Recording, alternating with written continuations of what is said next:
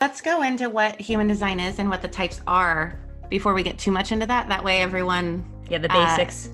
Everyone kind of more, because I bet a lot of people listening have just scratched the surface. Yeah. So maybe you could talk about it in a way, like almost like a way as if people are just hearing about it for the first time. Sure. So it is you could say it's an astrological related system in that it's forming a birth chart that's based on the time, place, and date of birth. And so it's really describing this kind of planetary imprint. So you could kind of introduce it as something like astrology. But once you kind of get past that point, it's a very different system than astrology. And I think one of the things that human design really emphasizes is how unique each of us are. Like, one of the taglines of human design is the science of differentiation, just showing us a map of how varied, how unique each one of us are. And so I think you can see some of that in astrology, but the thing that really sets human design apart, I think, is its focus on form consciousness. Human design has a secondary set of planetary positions. It's like a secondary chart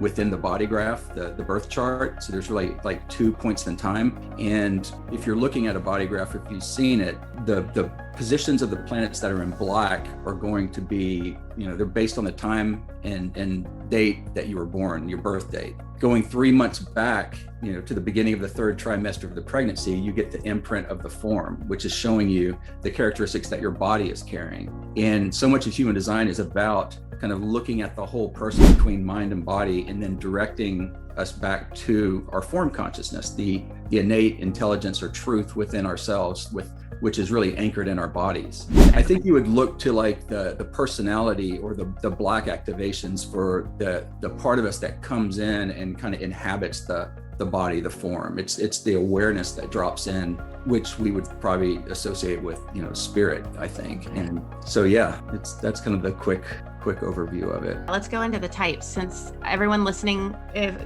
they may be one type, but they're probably living with another type, so it benefits us to hear about them all. So that's true. I mean, we're going to have some exposure to all the different auric types or energetic types, and like you said, the reflector is pretty rare. That's the one that's about 1% of the population. And so when we talk about type in human design, it's a little bit different than other typing systems like Myers-Briggs or these type of personality typing systems. Even astrology, if it's kind of based on the personality, it's describing more that what we would be consciously aware of. But when we talk about type in human design, we're talking about our bioenergetic field, that how our energy works. It's basically set into a certain pattern. And that's what we mean by type. So you have, for example, 2/3 of the population, which is of this type called generator. And then there's a subtype of manifesting generator. And that's kind of a aura, a bioenergetic field that's this enveloping, radiating, energetic field that's designed to kind of pull life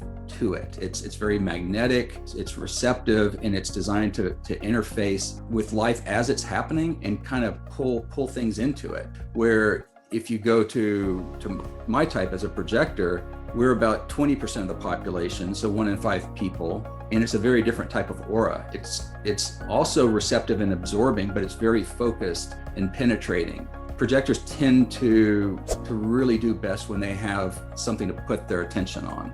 Like, what is the focus? So you see like projectors more comfortable in one-to-one interactions than like dealing with a group where it's hard to find the focus. And as I mentioned before, each type kind of has a kind of a fundamental question. The fundamental question for the generator is who am I? And what kind of comes with that is how am I using my energy for myself? Where the projectors will tend to really focus on the other. Who is the other? And I'll learn about myself through these relationships. So you can see projectors who become very either focused or kind of going really deep into relationships. And then there's, of course, 10% of the population, roughly, this type called manifester. And manifestors are those who are really here to initiate things, start things, to catalyze a new process or to kick something off. And the manifestor aura is kind of designed to be, I would say, independent in a way, to not be influenced very easy,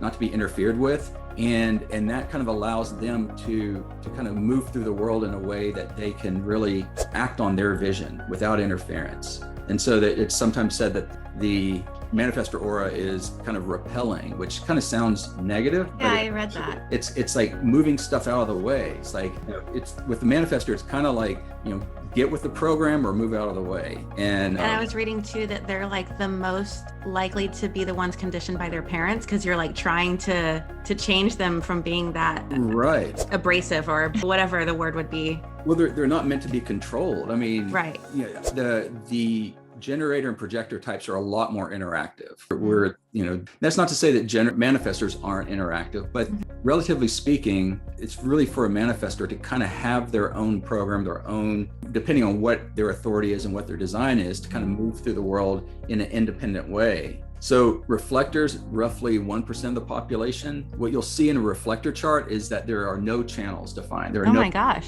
And it's all white, and there's just a bunch of gate activations, like the little numbers, the hexagrams in there will be activated, but they have nothing fixed and consistent in their design, which is kind of a key point in understanding how human design works. Is there's this concept of definition, and definition is what's colored in through the channels and centers, and that represents what kind of fixes our energy into a reliable, consistent pattern. It kind of defines how our energy works. It sets our work type, our strategy, our authority, which is our decision-making process. And if you look at that in the context of a reflector chart, there is no consistency. We'll go to whatever is a good point of reference to while they're moving through this sea of just constant change and inconsistency. And they're really just a different breed. They're meant to kind of stand outside of everything and be almost like a kind of objective or impartial observer of things. Very group oriented, but yeah, it's a whole different ballgame with reflectors.